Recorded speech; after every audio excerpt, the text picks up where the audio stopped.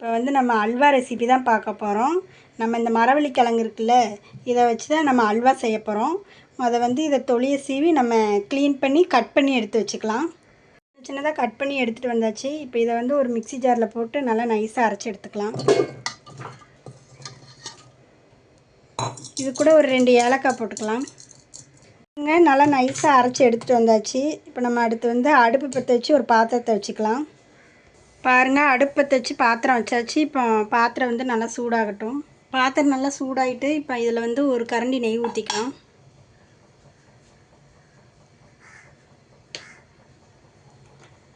நெய் சூடானதுக்கப்புறம் நம்ம முந்திரி பருப்பு எடுத்து வச்சுருக்கோம், அதை இதுக்குள்ளே போட்டுக்கலாம்.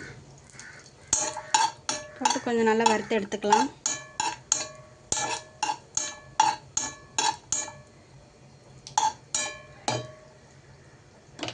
சிம்லேயே வச்சு வறுத்து எடுத்துக்கலாம், இல்லைனா கரிஞ்சிரும். போதும், இந்த அளவுக்கு வறுத்தா நம்ம இதை எடுத்துக்கலாம் ஒரு கிண்ணத்தில். நம்ம இந்த மாவு அரைச்சி வச்சுருந்தோம்ல, அது கூட ஒரு டம்ளர் தண்ணி ஊற்றி நல்லா கலக்கி எடுத்துக்கலாம். இதை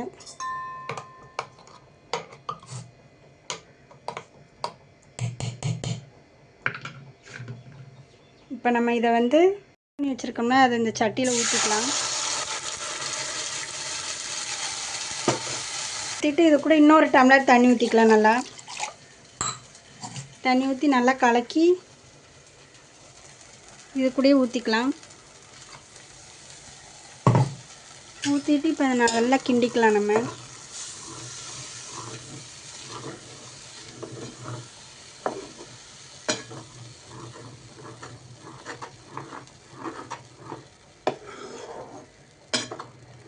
நம்ம இதை கிண்டிட்டு பார்க்கலாம்.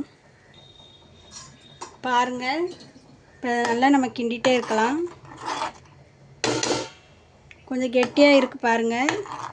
இந்த அளவுக்கு கெட்டியானதுக்கப்புறம் நம்ம இதில் வந்து ஒரு கரண்டி வந்து தேங்காய் எண்ணெய் இருக்குல்ல, தேங்காய் எண்ணெய் இதில் ஊற்றிக்கலாம். நீங்கள் தேங்காய் எண்ணெய் ஊற்றலாம், அப்படி இல்லைன்னா நெய் கூட ஊற்றிக்கலாம். தேங்காய் எண்ணெய் ஊற்றி நல்லா மிக்ஸ் பண்ணி கிண்டிக்கலாம்.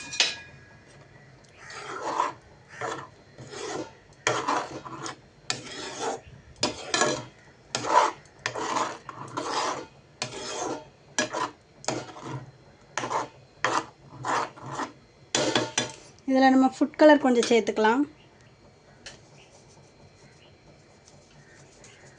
கொஞ்சமாக சேர்த்தா போதும், நிறைய சேர்க்க வேண்டாம்.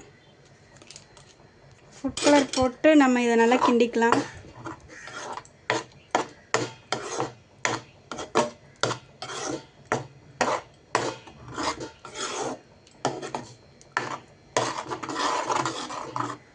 நல்லா மிக்ஸ் பண்ணிட்டு பார்த்துக்கலாம்.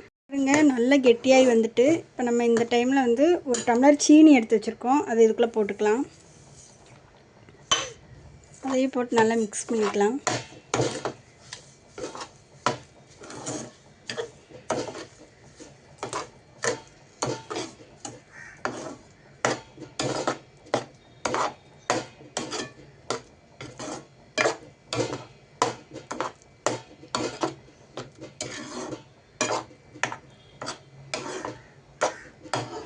நல்லா சீனியெல்லாம் கரைஞ்சி வரட்டும்.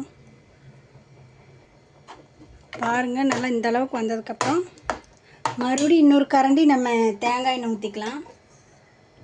நம்ம நெய் ஊற்றுறத விட இந்த தேங்காய் எண்ணெய் ஊற்றினா தான் இந்த அல்வா நல்லா டேஸ்ட்டாகவும் இருக்கும், நல்லா வாசனையாகவும் இருக்கும்.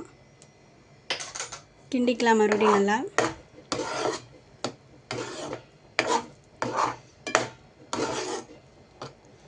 பாருங்கள், அப்படியே சட்டியில் ஒட்டாமல் வருது பாருங்கள்.